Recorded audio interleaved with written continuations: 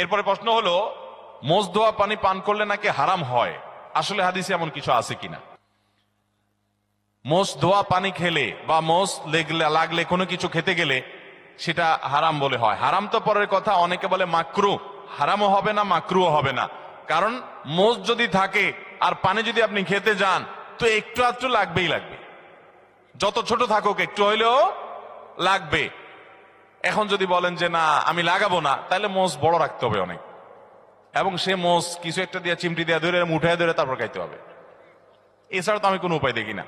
কারণ যদি ছোট ছোট মোজ হয়, পানি খাবেন আর লাগবে না, তাহলে ঠোঁট ধরে উঠে রাখতে হবে।